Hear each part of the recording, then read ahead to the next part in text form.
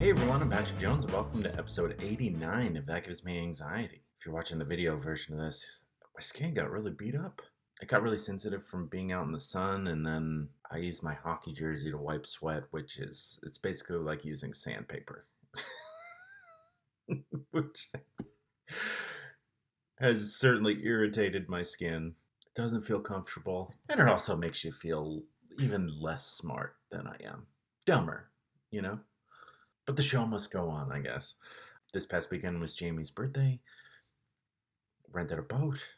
Hence why I was out in the sun, why my skin got all sensitive. I always put sunscreen on initially, and then I forget about it, while I'm out there frolicking. But yeah, jumping in the water, when you're driving the boat, you're not really thinking about sunscreen, even though you should be. Like, the reapplying is what you need to do. I don't even look that sunburned. My skin was just like pretty dried out. But all in all, Jamie's birthday hit, which is all that matters. Found a new restaurant that we really liked. Live music, seafood on the water. You can see dolphins playing in the water. Ooh, nailed it. Speaking of nailing it, I've got a great episode lined up for you here. We're doing episode 3 of Weird Ways to Die with my good friend Mary Alice McNab. It's a series within a series where Mary Alice writes a story and I write a story and we share it to each other. We haven't heard one another's story yet, so you're getting our natural reaction. It's a lot of fun to make, and so I really hope you enjoy it. But before we make our way over there, I just want to remind you, if you're liking the show, please remember to rate and review it 5 stars on whatever platform you're listening to it on. You can check the show out on Facebook, Instagram, Threads, Twitter. I'm sliding Threads in there and I'm making mistakes. I thought I could do it. I thought I could, you just go on autopilot sometimes. Facebook, Instagram, Threads, Twitter, and YouTube. YouTube is where you can see how I've damaged my skin by being a Neanderthal. Also, don't forget the partnership I have with Pure Spectrum CBD. Link is in the description, but if you make your way over to their website for everything from pets to solves to tinctures, the promo code AnxietyPod gets you 15% off your any order. And if you're liking the show and you want to support it and support me, you can do that by making a donation through the Buy Me a Coffee link, which is also in the description. So yeah, I think it's time to make our way over to hear some stories about weird ways people have died. As always, thank you so much for listening and enjoy. Joining me once again for the series within a series, Weird Ways to Die, I have my good friend Mary Alice McNab. Mary Alice, thank you so much for coming on.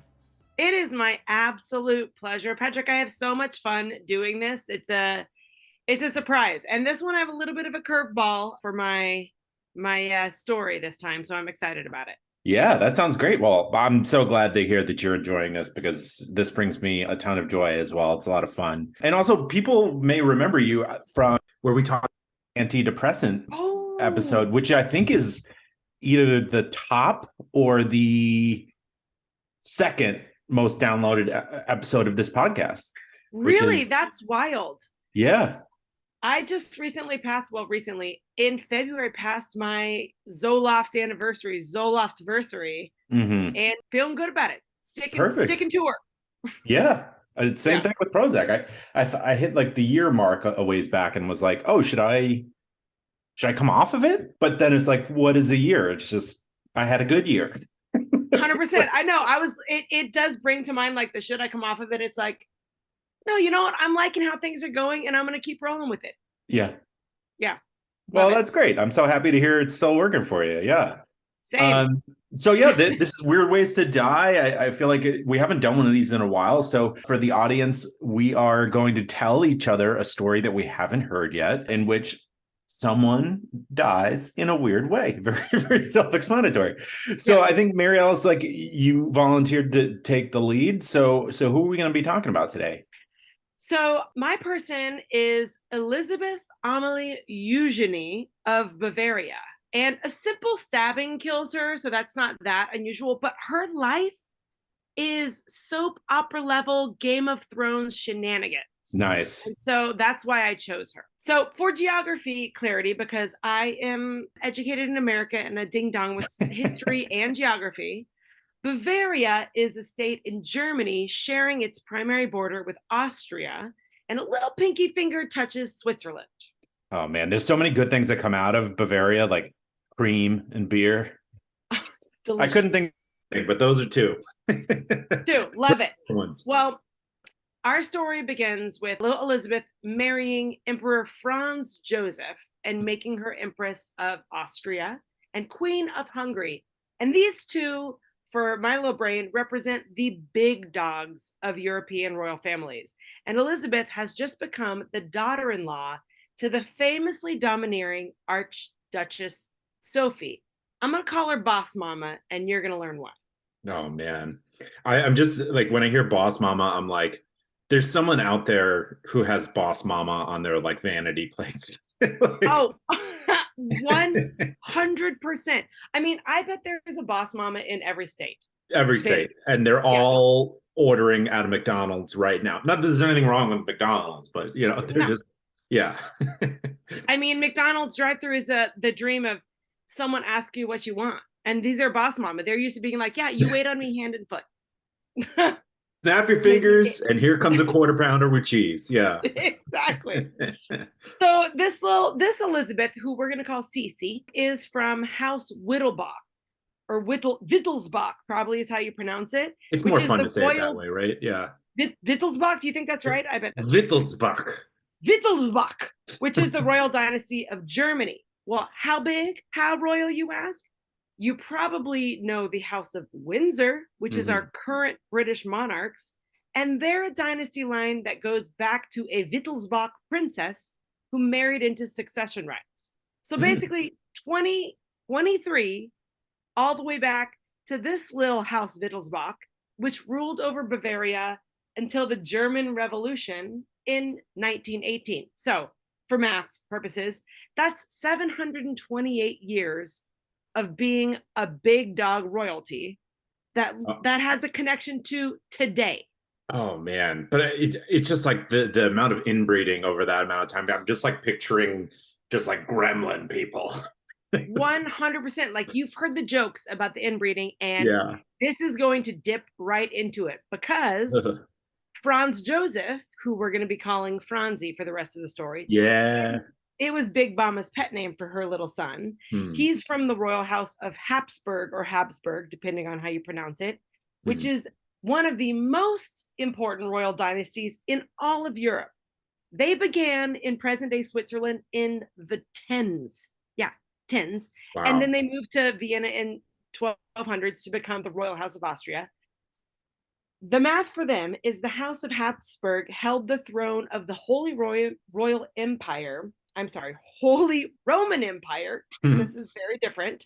From 1400 until it dissolved 400 years later. So these two houses represent almost a full 1,000 years of European royalty, 400 of which co-piloted the entire Catholic Church. So how do they do it? You already nailed it. How do you rule for so long? Inbreeding, baby. Inbreeding.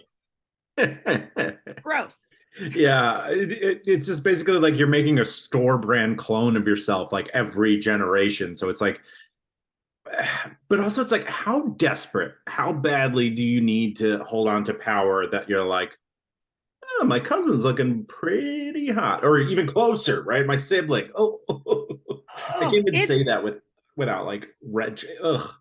It's gross. It's gross. And you absolutely are right. It's like, these are the gremlins. When you're looking for someone who you want to date and you're just looking around the room you're sitting in at your family, that's too much. Boy, mom doesn't give birth to any other handsome, cool people like me. Oh, gross. Most people want a sibling for other reasons. They're like, I just want to have a sister. And it's like, yeah, because your dating pool is too small. Right. So Lil Cece marries Franzi when she's 16 and he's 24, which you think is a win compared to the classic 20-year age difference of the male rulers are like, yeah, I'm 40 and my wife is 16. Leonardo DiCaprio, yeah. Oh, exactly. But these two are cousins, which is the classic Habsburg move. So that's gross. And Rudy Giuliani. He did that. Fun fact. Yeah. didn't think that he could get worse. And guess what? He did. Gremlin And he person. married his cousin? Yeah, back when we didn't think he was the worst. He And married he's a like, cousin. fast fact, I'm disgusting. Yeah. Right. You thought I was helpful during 9/11? Well, I was married to my cousin and I'm a gremlin person all And alone. I'm a gremlin person. Let's just call these people gremlin people. I think that's Yeah. the clearest thing. Well, let's dig into Boss Mama because she is kind of one of the crowns of our story. She is described as Archduchess Sophie is described as the only man in Hofburg, which is the royal court, because her ambitious personality and well-known plan to put her son on the Austrian throne is just common knowledge in the court. No shade. Boss Mama's smart. She saw the writing on the wall. All these Habsburg men are soft-minded, some with legitimate developmental issues, cough, cough, inbreeding, and others, they're just weak-willed. But her son, her little Franzi, has the teeniest bit of backbone, therefore she sees potential. All right. You know what? It kind of reminds me of the beginning of the movie Dune, which I don't know if you saw. Yes. Okay, good. Because that reference would have fallen flat if you hadn't seen it or read And it. that is such a good observation. That is exactly right. Timothy Shamalama Ding Dong. Timothy Shamalama Ding Dong, and Big Mama really running the scene. Mm. So she knows Boss Mama, she wants to keep power in the family. So she nudges her younger sister and is like, hey, let's marry our kiddos together. And little sis has cranked out 10 babies by this point, and she needs a nap. So she's like, whatever you want to do. And that's how the whole cousin Cece and Franzi get hitched in 1854. But teenage Cece, she is not ready for Austrian court life. While Franzi is used to mama doing everything, Cece is not. Because her life, even though she's one of these royal dynasties, she's been raised by the royal hippie who put Bavarian folk music on the map. Her daddy Max spent his time avoiding the court life and traveling the countryside visiting circuses and keeping his wife pregnant for 20 solid years. Jesus. Sex, circus, and folk music is the original sex, drugs, and rock and roll. And that's where Cece's grown up. Unstructured life environment, riding horses for hours, skipping her lessons. She knows. So basically, she's like one of the Trump children, like Don Jr. or Eric. 100%. Oh, God. Yes. She's just used to the silver spoon, doing what she wants, getting what she wants. But her dad's a hippie as opposed to a crazy mogul real estate. Megalomaniac, yeah. Yes. Now, she's country, but she's still royal AF. She's obsessed with her appearance and she's riddled with neuroses. I feel you. I mean, I have like a pimple that I've been nervous about this whole time. So I can't falter there. Yeah, you're just talking to the pimple the whole time. You're like, yeah. I can't see anything. I'm not else. looking at you. I'm looking at my pimple. Yes. Well, this little girl, she gets thrown into this court life, and talk about her own neuroses meeting a completely controlling mother-in-law with Boss Mama. She has body dysmorphia. Lil Cece is anorexic. She's bulimic. And so add that normal, her own neuroses pressures to this overreaching mother-in-law, and the TV series begins to unfold. Yeah. All it needs is a famous 1980s stand-up comedian and boom, syndication money. You are 100% right, because this needs, you're nailing it, Papa G. This Woo! Is like, I think that you are seeing, as I was reading this, you're seeing this like plot line unfold, because I keep saying like, you're 100% right. Like, I had no idea. I was reading this and I was like, how is this not a drama already? And like, right. Then I think when I was reading this, Catherine the Great series was coming out. And then I looked, they've made stories about this Empress Elizabeth's life because it's banana sandwich. So comedic relief, they need it. An 80s comedian, we've got the series. Also, my ego needs to hear things like what you're saying. So thank you for propping me up. Yeah, listen, you've got it. You're locked into the comedic stuff here.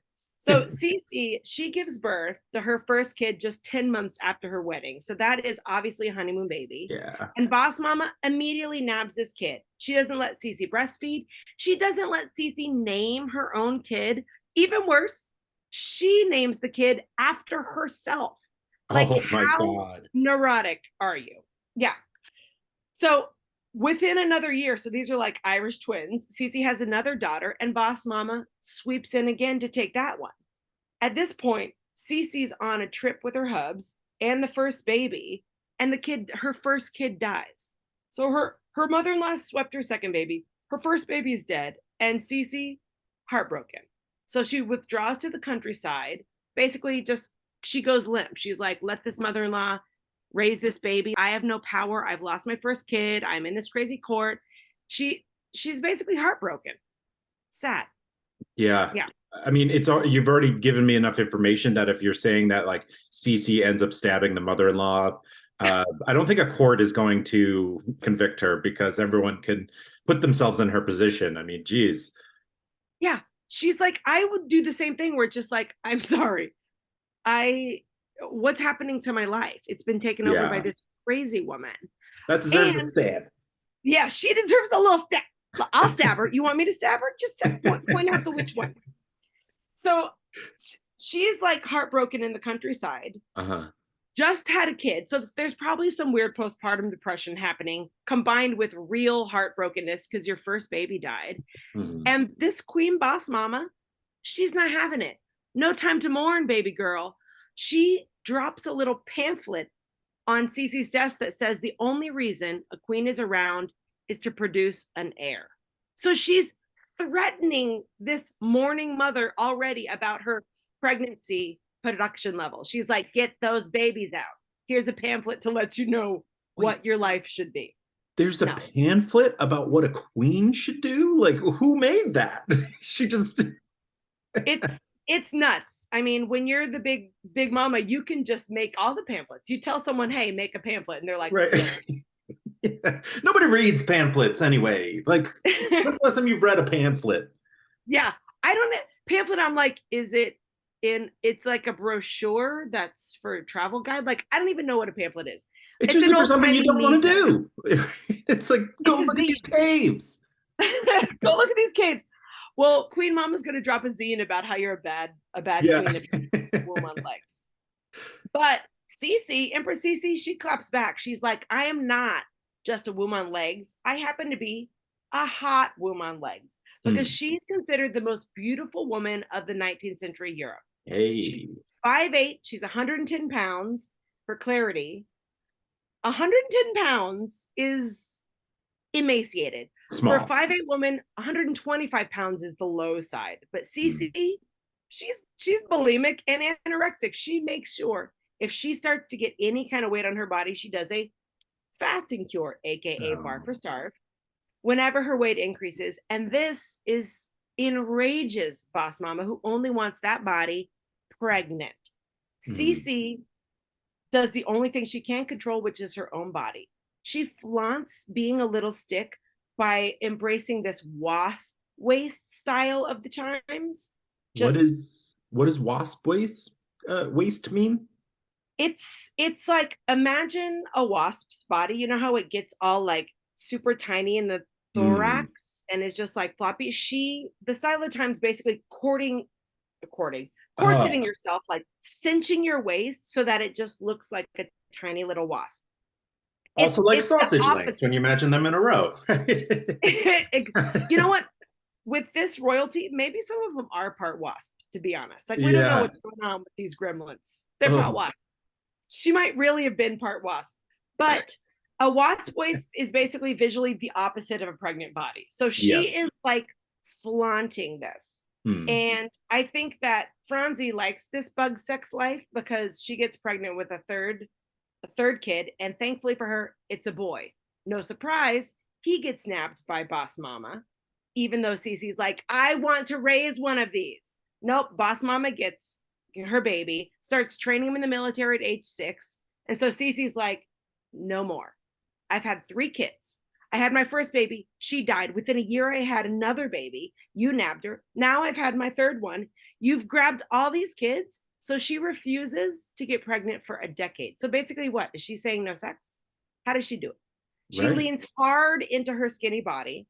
She's so obsessed with being skinny that she refuses even the extra layers of like undergarments. It's just a corset or nothing. She shrinks her waist to 16 inches. Oh So my for gosh. context, a size 00 in today's measurement is 23 inches. Oh She's my gosh.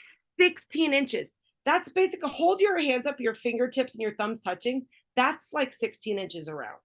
Holy, that's not where Now I'm at. imagine a rib cage and hips. That's not even my calf. Yeah, that's like, you're just cinched so hard. Cece has been known to be sewn into some of her clothes to reduce the extra layers. She is obsessed. She gets a gym installed at all of her castles. She rides horses daily for hours. She walks when she can't ride. She's obsessed. Man, all right. So I've watched a lot of Disney movies, but there feels like there's like it's got to be like a stable boy with a ton of beautiful chest hair that's got to step in and save her here. Not to empower, it's regurgitating like gender norms here a little bit, but there, this woman needs some help. We've seen the series, okay? And you are right. Again, your lockstep vision is in line with mine. I'm just like, Nice. She's got to have side ass somewhere. Right. If she's the most beautiful woman in Europe and she's hitting those stables all the time, the side ass might be a woman. We don't know. We don't know how she lives her life. But like, you don't walk around looking this hot without other people being like, hey girl, hey Cece, hey Empress Cece, I see you. Yeah. Seriously. But maybe she's just obsessed with herself. Like, she wants to be the top and stay the top. And she's giving the middle finger to her mother-in-law. Even after she stops tight lacing, like in her 50s, I don't know, her waist is still 18 or 19 inches, which is like, what? You separate your fingers an inch? It's still super small because this lady is crazy. She takes a cold bath every morning and an olive oil bath every night, and then sleeps with a vinegar-soaked wrap around her midsection. It's like her sheets are a vinaigrette. She's got to keep it small. She's got salad. She sleeps in salad dressing. And skinny is not her only obsession. Don't get me wrong. She worships her beauty routine. Her hair is super long and it takes 2 to 3 hours every day to prepare. Her hairdresser has to wear special gloves and present to her on a silver platter any hair that's like fallen out during the process for examination by Cece. This is normal stuff as you lose hair. Not good enough. Right? Like, check the shower drain in the house of where any person with long hair lives, right? Oh. Like, I mean, I didn't start brushing my hair until like 25. And now I've aged out of that and I wear hats. So it's like, I love this. I respect this woman's routine and I am not capable of doing this. What if someone put on your hat every day and then when you took it off, you were like, show me the hat, and had to like inspect it for hairs that were lost in the natural course of existence? Oh my God. She's insane. Now, I'm painting a very self-obsessed picture of her. She had some good qualities because she used her hours a day of hair doing to learn languages, so she was smart. She was also deeply compassionate about the treatment of the mentally ill. For her 34th birthday, she asked Franzi, he's like, what do you want for your birthday? And she's like, I want a fully equipped lunatic asylum, because she knows her family, or a tiger. Or a tiger. Those are your choice. Well, at least she gave options. Yeah, gave her options. So, okay, before the drama gets unfolded too much to Cece, her son. Can we talk? I know you've got a lot on your plate. You've got work, you've got friends, you've got family, pets, you've got the people that you make small talk with at the coffee shop or gym. You've got that bird that you see when you wake up every morning outside your window that you've projected things onto. Look at that bird. Doesn't even love its family. It's always by itself. You do that. Everyone does that. Point is, you've got a lot on your plate. Well, that's why there's Instacart, to take a little bit off your plate. Using Instacart, you search for all your favorite foods and things that you need from the grocery store, all online, all while you're looking at that bird, wondering why it hasn't called its mom. And they deliver it to you. They go to the store and do the shopping for you. And they can deliver it in as fast as an hour. And you can sign up by clicking the link in the description, wherever you're listening or watching. And that's a great way of supporting the show. So it's a great way of supporting this show. It's a great way to make your life a little bit easier because we all know that you have so much going on, like wondering whether that bird judges you back. Her only born son is named Rudolph. And we need to talk about the male heir because he continues this drama. He was stolen by Big Mama when he was 6, given military training. Doesn't matter. Let's fast forward to when he gets hitched, okay? Okay. He's the only male heir. He's much like his sensitive mother. He doesn't like the court life, so he kind of tries to stay away from it. He gets married at 23, respectable, and then is happily married for 2 years, basically until his wife has a kid. Then he's like, no, I don't like this. He tries to get his marriage annulled, but his very Catholic dad, leaders of the Catholic Church, is like, no, honey. So instead, he drinks, he cheats, he gives his wife the clap. Gonorrhea. She goes sterile. He's real cool guy. Oh, shit. What an asshole. He's an asshole. Yeah. He's a late. He's like, Rudolph wants what Rudolph gets. And his dad's like, no. And he's like, I'm going to do it anyway. Yeah. And then he's an asshole. So after a couple years of cheating, and obviously he's not going to be producing an heir. So I guess that means he's going to become the heir. Maybe it feels like too much pressure. I don't know. He meets a 17-year-old, gross, non-cousin, kind of better. And they begin a relationship, very passionate, and hatch a murder-suicide pact, which is totally normal. Yeah. And then they complete it. He kills her and himself. That's he does, okay. This event is called the Mayerling Incident because it occurs in his hunting lodge. But basically, the only son and heir to the Austrian throne is dead in a murder-suicide pact. By the time that his mom is only 52, her life is over. He's killed himself and his girlfriend. It's, it's so weird. Like when you start seeing someone, there's that like glow and excitement, and you're like, everything is like great. How does a murder suicide get tied up in that? Like normally people are like, let's go to the Poconos or take like a paint and sip class. Yes, exactly. You're hitting the nail on the head. You're like, what? When you said gremlin people, I think this is what happens. All the intermarrying is just things aren't connecting. Yeah. Things aren't connecting. What love story is, I really love you. Here's what I think we should do next weekend. Kill ourselves. Are you in? That sounds great. Yeah. And this guy, he went for a teenager who's like, yeah, sure, that sounds good. Yeah. And she did it. I mean, it's insane. Okay, so needless to say, poor Cece never recovers. Within 3 years, I didn't cover this, but this continues for the soap opera. She's lost her mom. She's lost her dad. She's lost her only son. And she's lost her sister. I think she was a twin, actually. Which is more of this insane soap opera stuff. So she's like, I'm done. She pulls herself out of the court. She's like, travel is my cure. I'm going to just roam the world. I can't, like, this life is a nightmare. So while she's trying to cure her sorrows, at age 60, she's traveling in Geneva. She's walking alone with her lady in waiting because she hates an entourage and she's trying to be like incognito. Sure. She gets stabbed by a random guy with a sharpened file, stabs through her little corset, through her broken little heart, into her lungs. Turns out this guy's just an anarchist trying to become a martyr. And since she's still wearing her corset and stuff, the file was so thin, she doesn't bleed out right away. It's basically acting like a full body tourniquet, and he basically stabbed her with a razor. And so all the blood gathers inside. She walks 100 yards to get onto a boat before she collapses, but he still gets her. Oh my God, 100 yards after getting stabbed? I stubbed my toe the other day and I couldn't make it to the couch to like cry. just like sit down. She's a badass. Maybe gremlins don't have blood in their body, but that is insane to me. She gets stabbed, and maybe we all just need to be wearing preventative corsets for survival. Not that there's a lot of stabbing. After what she put her body through, she's just so used to suffering that it's just like, all right, I'm just suffering a new way. 100%. Oh, exactly. She's like, of course, I'm trying to have a walk with my gal pal. I get stabbed. Listen, Denise, take me to the boat over there. I'll at least have a breeze. You know how I wanted to always die on the water.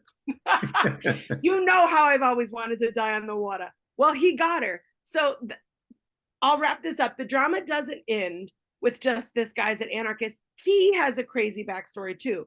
He originally wanted to like kill some other person, some other royal person, but that guy was gone and he heard that Cece was on the island. He's like, I'll kill any royal person. I'm trying to let the message of down with the monarchy. He wants to abolish the monarchy. He wants to be a martyr. He's like, I'll stab this lady. And then he's like, and then I'll be convicted and I'll be killed. I'll be given the death penalty. Well, this guy's dreams don't come true because Geneva has abolished the death penalty. So what kind of person? I mean, I guess there are crazy people. He's like, I'm trying to make a statement. I'm trying to get my news out there. I want you guys to kill me for my anarchist views. And they're like, no, we don't do it. And he's like, well, if you're not going to do it, I want this whole case moved to another place. And they're like, no, honey, sorry. You're just going to have to die in prison. And he's like, this sucks. So he tries to kill himself in prison. It doesn't work. It takes 2 attempts for him to kill himself in prison. Like even this guy, his dreams don't come true. The whole nightmare around this woman, everything that touches her turns to shit. Poor lady. Poor, of all the places to die, even this anarchist can't get killed in Geneva because it's no, what's it called? Death penalty. No death penalty.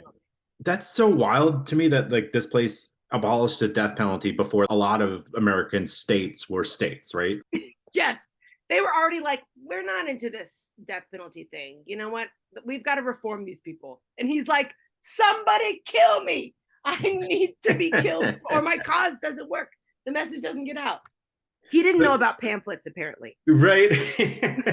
Yeah. So like that, I know that getting stabbed isn't that exciting, but like I was shocked at how crazy this lady's story was.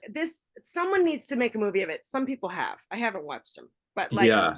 Oh, he recently passed, but this would play great on Jerry Springer, right? Like, there's a lot for him to dig into. Oh, this would be a whole series episode. He'd be like, okay, we need to, this is part 1 of Queen Cece. Or would it be about Archduchess Sophie and her controlling this? We don't even know. Just take all the names, find some people in a trailer park that are ready to kick each other in the head, and you got it. You got it. We need a couple corsets. We need some 3-hour hairstylings, and it's fine. We'll learn another language. It'll be great. We're gonna love this. Is your death a royal thing? Did you get into crazy royalties like me? Somewhat. I mean, it's somewhat of an American royalty as much as we have, in that I chose Governor Morris, who is a founding father. And so I think I chose this man because there's a lot of, his whole life is building up to his credibility, right? His intelligence, he's well respected, and then he has an extremely undignified death. So he's a founding father. How come I haven't heard of him? Yeah. How many founding fathers are there? I'll get into that. I'll tell you. Okay. One of life's mysteries is that birthdays always find me unprepared, catch me unprepared. I don't go on Facebook as much, so I don't notice them as much. But I want to express my love and appreciation for friends and family. That wasn't part of the copy. I'm just saying it. Year after year, month after month. Even when I see it coming, I'm not ready. Am I a jerk? Yes and no. Why do things have to be so black and white for you? But I've got great news, friends. Introducing monthly card subscriptions from the Cardist Studio. Join the service that delivers the card and the stamp that you'll need to your door. No more errands. Who wants more errands? I don't know why, but I'm starting to think of errands as a kid's name. Errands, go back to bed. Okay, but here's how it works. You choose your categories. From birthdays and celebrations to love and encouragement, Or select their full collections and have those thank you notes and just because cards at the ready. Those ones are always so nice. Like when you get a card for doing something and it's just like a small little heads up or token of appreciation, it genuinely makes you feel really good. And best of all, you would never get caught cardless again. Let me repeat, you'll never get caught cardless again. Try to say that a bunch of times in a row. You'll never get caught cardless again. Monthly card subscriptions from as little as $8 per month for the card and the stamp. Delivered to you. TheCardistStudio.com shop subscriptions. And you can use the promo code AnxietyPod for 15% off your originating order. So speaking of the founding fathers, I needed to look up how many daddies the U.S. has, and I'm wondering if you want to take a guess. How many founding fathers are there? I mean, I thought there were 7. Wasn't there 7? I thought the whole founding father thing is like 7 founding fathers, and I maybe know like 3 names. Yeah, you're actually right. It is a little confusing because there's 7 main founders. There's Washington, Jefferson, John Adams, Benjamin Franklin, Alexander Hamilton, John Jay, and James Madison. My brain is like, I've heard about lightning, light bulbs, tree, teeth, Hamilton, and some old dudes. 7 is already like too many for me. I'm like, okay, but there are 56 who signed the Declaration of Independence and 39 who signed the Constitution. And so there are also some founding females or ladies or women. Yeah. Abigail Adams and Mercy Otis Warren are 2 of them. Okay, if I had known we had founding mamas, maybe I'd be more interested in all these founding daddies. If I had known women were involved, maybe I'd care more about this stuff. Yeah, why weren't we like taught about this? I feel like it was just completely swept under the rug, right? Yeah, 100%. Okay, but back to Governor Morris. He's considered a founding father. He signed the Constitution. He wrote the preamble, we, the people of the United States, in order to form a more perfect union, establish justice, ensure domestic tranquility, provide for the common defense, blah, blah, blah, blah, blah, blah, blah. I thought you were going to say it. I was about to be so impressed. How do I not know the name of the guy who wrote the whole preamble? That's like the only part of the Constitution we know. Right? I had to memorize that at one point in school. I think I probably did too. And I blocked it out because there are no ladies. It's a weird thing to do, especially now that we have the internet, right? Wouldn't really need to memorize things like that. No. We're like, what's memorization? Yeah, exactly. That's done. So with that contribution, he's considered the penman of the Constitution, another lofty title, right? Mm-hmm. That's fancy. But it also makes me think like he was just like the guy at the whiteboard being like, people are throwing out ideas and he's writing them down and saying things like, there's no bad ideas right now. People are in their wigs sweating. They're like, let's play rock, paper, parchment, shears or whatever, like to choose who's the note taker. And then Gov Mo steps forward and he's like, there are no bad ideas and I have the best handwriting. Now, listen, I've got a couple ideas here. We'll start. Let's keep it easy. Lemonade out of the water fountains. Or out of the wells. Pizzas on Fridays. Seriously. Right. I still can't believe I don't know this guy. Okay, tell me more. Yeah, right. So Morris was a Federalist, which at the time, and I guess still now, it just means a strong federal government versus the states, right? Okay. That we still see that debate going on today. He believed heavily in manufacturing, establishing a federal army and navy, the creation of a national bank. He seemed to just be in favor of no-nonsense, common sense moves. And I can give you some examples. Yes. Let's do it. All right. So imagine if you were just like, no, I'm bored. No, I'm actually really interested. It's like, I'm so bad at this stuff that I'm just like, I can't believe, 1, I didn't know this guy. And 2, he's Federalist. You just broke down the things and I'm just like, maybe I'm a Federalist. I like these. I would imagine you would be in a lot of senses, like abortion. For one, right off the top of the head. Governor Morris for abortion. That was his first thing on the whiteboard. Yeah. The first government that the US set up was called the Articles of Confederation, and it was a mess. Okay. It had a weak central government that couldn't collect taxes to run its own operation. It was nearly impossible to amend the government to like make changes to it. Every state had its own currency. Madness. Not to mention the country is fighting the Revolutionary War, and at this time it wasn't going well. Yikes. So people were upset, and it led to what's called the Conway Cabal, which sounds very dramatic, right? I love a cabal. Yeah. I love a cabal. Well, wait till you hear what it was. I don't know. We got you Okay, on maybe tape I hate saying a it. cabal. Yeah.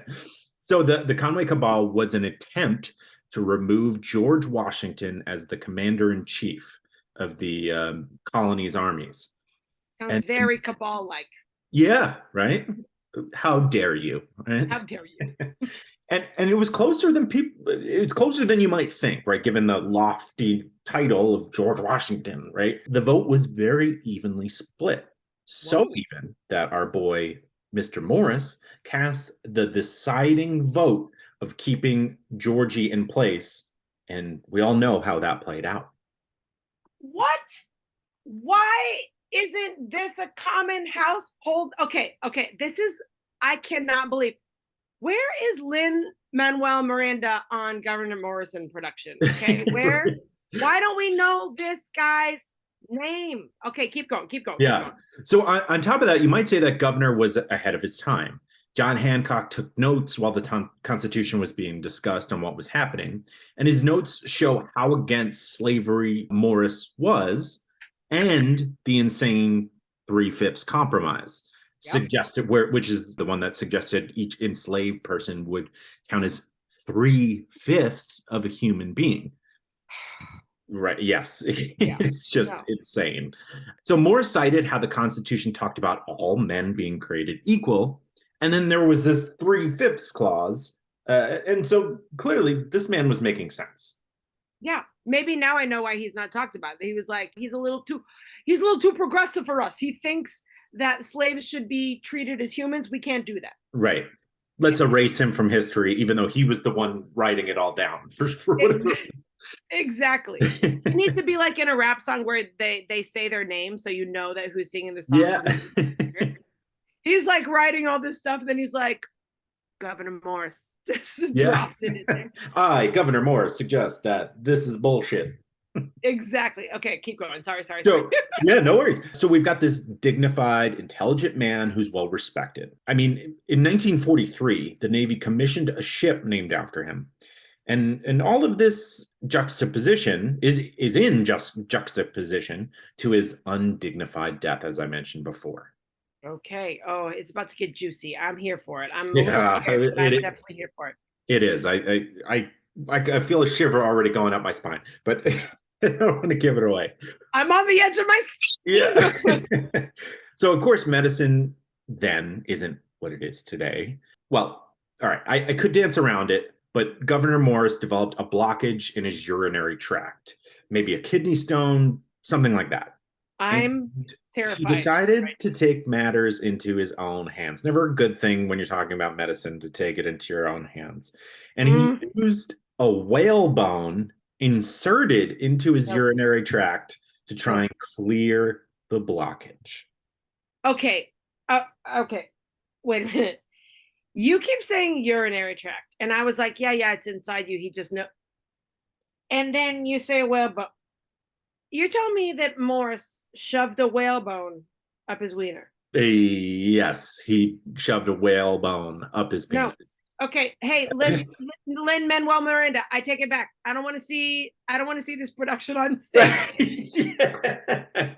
What a funny aside that would be to the play Hamilton, where it's just like, dude, what the fuck are you doing? He's like, I'm the father of modern medicine. It's like, no, you're not. Not with this whalebone. Get out of here. Right. Go write me another preamble.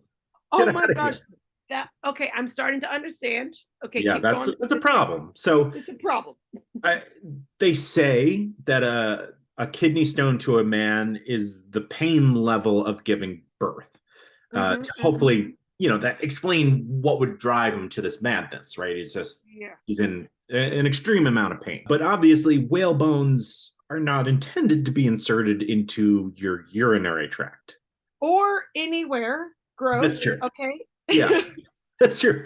We here at That Gives Me Anxiety do not support anyone shoving whale bones into any holes in their bodies. We're pretty much against the whalebone shoving is Yeah. the thing. Yeah. It's a pretty strong stance. I know we're going on the edge here, but Hot take. Yeah. anti whalebone shove. Yeah. So, of course, unsurprisingly, this caused him internal injuries, which then became infected, and then that infection killed him.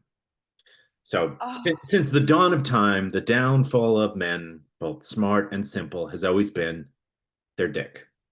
Oh my gosh. Yeah. This literally how the mighty have fallen. The founding fathers were always like, no, Mo, I'm going to use my own quill. I don't want to borrow yours. I don't know where it's been. This is amazing. Okay, I started on the top of this mountain, thrilled to learn about this name that I'd never heard before. This guy who's smart, this guy who's incredible. How could I not know about him? He did the preamble. He was on the right track with the three-fifths compromise being totally wrong. And I'm like, how can we not know about this guy? Because this guy was a whalebone shover. He wow, he might as well have scraped his own brain out, because that is. If he was so I'm smart, why did he jam a whalebone in his penis? Listen, he's a whalebone jammer. We're against those. He's a whalebone jammer, and he caused an. Okay, I'm trying to be compassionate here. I can understand the amount of pain where he's like, "Guy, I got to get this out of me. I got to get this out of me," but then he causes an infection.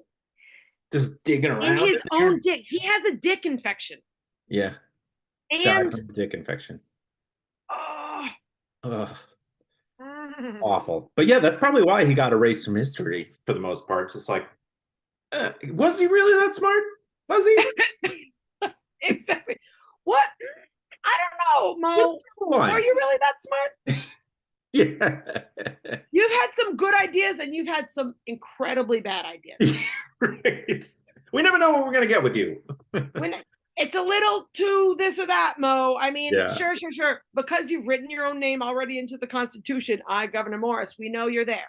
But that's it. We're not going to let you carry the banner for us. No. Yeah. So that is the story of Governor Morris. Oh, short but sweet. Too bad the whalebone wasn't. Yeah. Wow. We're on fire here with these. I don't know which story I prefer, because I really like how brief and brutal yours was. Brief and brutal. Got right to the point, got all the good stuff.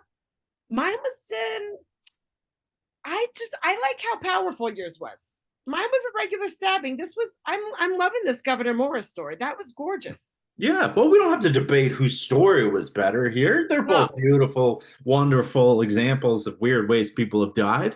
They are beautiful, wonderful. It's not about whose is better. It's about, I think that I'm traumatized from your story. I noticed your eyes look different. I feel like you're a different person now. I think I've gone through a journey here. I've gone through a journey, and it was beautiful. And, maybe Governor Morris should write the story of Emperor Elizabeth. There you go. He had some good ideas. He can put that quill, that bone, to better use by writing the epic journey, the movie adaptation we all want to see. Yeah, there it is. I'm here for that. He's doing it in heaven or hell or wherever, or he's wherever doing it people go. In that great quill in the sky. Yeah. Well, Mary Alice, sorry, what were you gonna say? I said I love this. I love being here and chatting crazy stories with you. This is a highlight to my day. Yeah, me too. This is a lot of fun. So I want to give you a chance. Is there any social media or anything you want to mention for people to check you out on?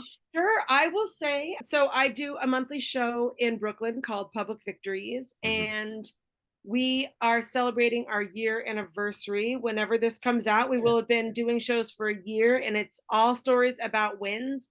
We usually book stand-up comedians to tell true stories true personal stories about triumphs in their life, and it's for the community gain. So if you live in New York and you want to catch a show, second Sundays at 6 at Young Ethel's is Public Victories, and we'd love to have you. We do an audience share too, so maybe you have a little victory you want to share. Fun. Yeah, it's great to hear stories where people are winning, and it's great to see more positivity put out there. So Yeah. go check out Public Victories.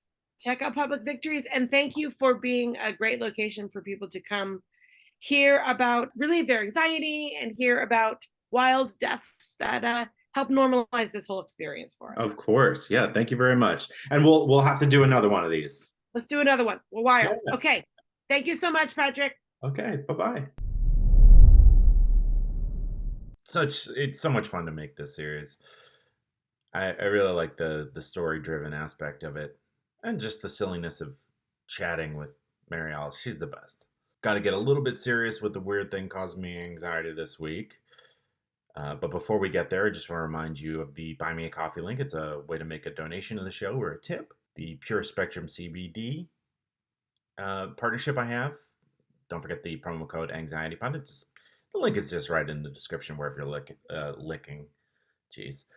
Listen to this. So just click that and you'll be taking advantage of that 15% off. Also, the Cardist Studio also offers the promo code AnxietyPod for 15% off your initial order. And if you want to sign up for home delivery of groceries, you can with the Instacart people. The Instacart people. Geez. There's a link in the description, and by signing up that way, you're telling Instacart that this show sent you there, so that also helps support the show. Okay, so weird thing caused me anxiety this week. I've decided that I needed to take a break from doing the podcast for personal reasons. Still going to post memes and things on the social channels, and I hope to be able to pick it back up, but right now I just have some other things going on that I need to pay attention to, and I feel a lot of anxiety about putting it down, even for a little bit, because it's like, did I fail? I don't think that, I know, right? My rational brain knows that it's not a failure. It's just have other things going on. That's something I've been thinking about for a while, and so hopefully I'll pick it back up and keep coming out. I mean, I have a bunch of episodes I've already recorded, so I can just start editing those and jump back in whenever I have a bit more time. But yeah, I just want to thank everyone for supporting the show and supporting me, and I'll still be active on social, so keep following. Yeah, it's been a lot of fun. I've learned a lot, and I do really appreciate everyone that has supported this project. Getting sappy. Well, as always, thank you so much for listening. Have a great weeks, months. Who knows when I'll see you again. But I'll talk to you then.